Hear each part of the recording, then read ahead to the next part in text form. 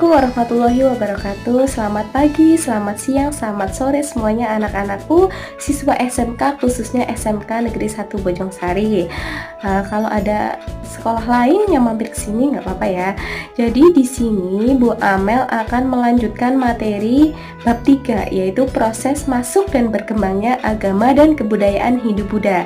Setelah kemarin kita belajar tentang bagaimana prosesnya, ada 5 teori, kemudian kita juga sudah membahas 2 kerajaan, yaitu Kerajaan Kutai dan Kerajaan Tarumanegara. Yang pertama, kita akan bahas tentang Kerajaan Mataram kuno atau Mataram Hindu. Jadi, Kerajaan Mataram ini berkembang sekitar abad 8 sampai 10 Masehi. Kerajaan Mataram kuno ini terdiri dari 2 dinasti, yaitu dinasti Sanjaya yang beragama Hindu atau Siwa. Yang kedua adalah dinasti Sailendra yang beragama Buddha. Kerajaan Mataram kuno ini didirikan oleh Raja Sanjaya pada abad ke-8 Masehi yang beribu kota di Medang Pohpitu. Kemudian setelah Raja Sanjaya wafat digantikan oleh Rakai Panangkaran atau yang sering dikenal atau dengan gelar Sri Maharaja Dyah Prapanca. Jadi di Kerajaan Mataram ini ada 2 aliran atau 2 penganut, yaitu penganut Hindu dan Buddha yang dinamakan dinasti Sanjaya dan dinasti Sailendra. Hal ini menunjukkan bahwasanya semenjak dulu memang Indonesia sudah mengenal toleransi antar umat beragama. Mereka hidup berdampingan bersama-sama dalam suatu kerajaan, yaitu Kerajaan Mataram. Inilah yang harus kita contoh. Jadi kita nggak perlu berebut, kita nggak perlu mempersoalkan masalah agama. Agama itu kan merupakan keyakinan masing-masing. Jadi kita harus berdampingan, hidup rukun dengan antar umat beragama. Kemudian pembangunan Candi Borobudur yang bercorak Buddha ini diselesaikan pada masa dinasti Sailendra yang didesain oleh Gunadarma dan memiliki 10 tingkatan. Setelah Rakai Panangkaran wafat, timbul perpecahan antara penganut agama Siwa atau Hindu dan agama Buddha. Akhirnya perselisihan ini dapat diselesaikan. Penganut agama Buddha menguasai bagian Jawa bagian selatan, sedangkan untuk penganut Siwa atau Hindu menguasai daerah Jawa bagian utara. Setelah Raja Sanjaya wafat, kedudukan Mataram kuno digantikan oleh Rakai Panangkaran yang bergelar Sailendra Sri Maharaja Dyah Prapanca Rakai Panangkaran. Kemudian yang awalnya Rakai Panangkaran ini beragama Siwa kemudian berpindah ke agama Buddha dengan mendirikan Candi Kalasan dan Arca Manjusri. Setelah wilayah Mataram kuno dibagi menjadi 2, yaitu Jawa bagian utara dan selatan, kemudian antara dinasti Sanjaya dan dinasti Sailendra ini bergabung lagi dengan pernikahan antara Rakai Pikatan dengan Pramudya Wardani. Rakai Pikatan ini memegang kekuasaan Mataram kuno setelah berebut kekuasaan dengan Balaputra Dewa yang kemudian kalah dan melarikan diri ke Sriwijaya. Ini Balaputra Dewa ini adalah yang nantinya akan berkuasa di Sriwijaya, yang konon katanya Sriwijaya merupakan kerajaan terbesar di Indonesia pada saat itu yang dinamakan Kerajaan Nusantara I, sedangkan Nusantara II-nya adalah Kerajaan Majapahit. Kedudukan Rakai Pikatan dan Permaisuri Pramudya Wardani digantikan oleh Dyah Balitung dari dinasti Sanjaya yang beragama Siwa. Kemudian untuk menandingi Candi Borobudur yang merupakan bangunan megah dari dinasti Sailendra atau Buddha, kemudian Dyah Balitung mendirikan Candi Prambanan. Candi Prambanan ini bercorak Hindu. Penguasa terakhir atau raja terakhir dari Kerajaan Mataram kuno adalah Empu Sendok yang kemudian memindahkan pusat Kerajaan Mataram dari Jawa Tengah ke Jawa Timur. Kenapa tiba-tiba Kerajaan Mataram kuno dipindahkan ke Jawa Timur? Ada 2 sebab. Yang pertama adalah Kerajaan Mataram kuno mengalami kehancuran setelah ada bencana ledakan Gunung Merapi. Yang kedua adalah Yang kedua adalah ancaman dari kerajaan Sriwijaya. Ingat tadi Rakai Pikatan berebut kekuasaan dengan Balaputra Dewa yang kemudian mendirikan kerajaan di Sriwijaya. Nah, mungkin di sini ada efek dendamnya gitu ya, karena dia kalah dalam berebut kekuasaan dengan Rakai Pikatan. Akhirnya setelah Sriwijaya menjadi kerajaan yang besar, Balaputra Dewa kembali menyerang Mataram kuno. Prasasti peninggalan kerajaan Mataram kuno yaitu ada Prasasti Canggal, ada Prasasti Klurak, Prasasti Kalasan, Prasasti Balitung, dan Prasasti Manti Asih. Itu ya sekilas tentang kerajaan Mataram kuno. Selanjutnya kita akan bahas kerajaan Kediri. Kerajaan Kediri berkembang sekitar abad 11 sampai 12 Masehi. Raja yang terkenal dari kerajaan Kediri adalah Jayabaya. Kalau kalian nanti di semester 2 akan membahas tentang ramalan Jayabaya, ini adalah Jayabaya yang dimaksud ini adalah Raja Jayabaya dari kerajaan Kediri. Dia yang meramal bahwasanya nanti di Indonesia akan datang orang dari bangsa lain dengan tubuh yang pendek, bermata sipit, berkulit putih, dan akan menjajah Indonesia seumur jagung. Ini menurut sejarawan yang dimaksud adalah Jepang, karena Jepang di Indonesia menjajah cuma 3,5 tahun, berbeda dengan Belanda yang menjajah Indonesia selama 3,5 abad atau 350 tahun. Struktur pemerintahan kerajaan Kediri sudah mulai teratur. Kemudian kedudukannya di dalam masyarakat dibagi menjadi 3 golongan. Terus kemudian kerajaan Kediri ini pada masa Jayabaya juga berkembang ilmu kasusteraan, sastranya ya, yaitu yang terkenal ada Empu Sedah dan Empu Panulu. Dengan kitab-kitab yang terkenal ada Kitab Bharatayuda yang merupakan seduhan dari mana? India. Sumber sejarah kerajaan Kediri terdapat dalam Prasasti Banjaran, kemudian dalam Berita Tiongkok, dan Kitab Bharatayuda. Selanjutnya setelah Jayabaya digantikan oleh Raja Kertajaya. Ketika dipimpin oleh Raja Kertajaya, Kediri ini mengalami ketidakstabilan. Kemudian dia juga mengurangi hak-hak Brahmana. Dari situlah kemudian Brahmana ini bekerja sama dengan Ken Arok untuk menghancurkan Kertajaya. Kemudian terbunuhnya Kertajaya ini menandai berakhirnya kerajaan Kediri. Jadi ada saling keterkaitan kerajaan Hindu-Buddha di Indonesia antara Sriwijaya, kemudian tadi Mataram, Kediri, dan selanjutnya apakah ada kelanjutannya lagi? Kita ingat kemarin kerajaan Tarumanegara itu berakhir akibat dari serangan dari kerajaan Sriwijaya. Selanjutnya setelah Kertajaya wafat, berganti generasi yaitu dari kerajaan Singosari.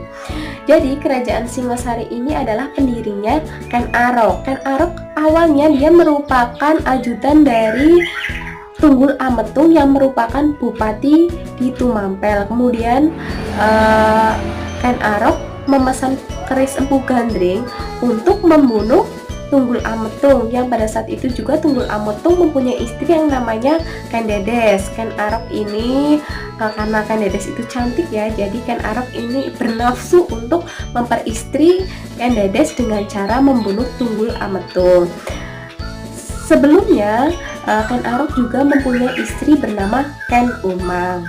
Dalam mendirikan kerajaan Sriwijaya, Ken Arok dibantu Brahmana untuk menyerang Kertajaya dari kerajaan Kediri. Setelah Kertajaya terbunuh, kemudian Ken Arok mendirikan kerajaan Singosari di Kota Malang, Jawa Timur. Jadi di sini yang menarik dari kerajaan Singosari adalah saling bunuh-membunuh dengan senjata yang sama, yaitu keris yang dibuat oleh Empu Gandring. Jadi pendirinya, ingat ya, pendiri dari kerajaan Singosari adalah Ken Arok.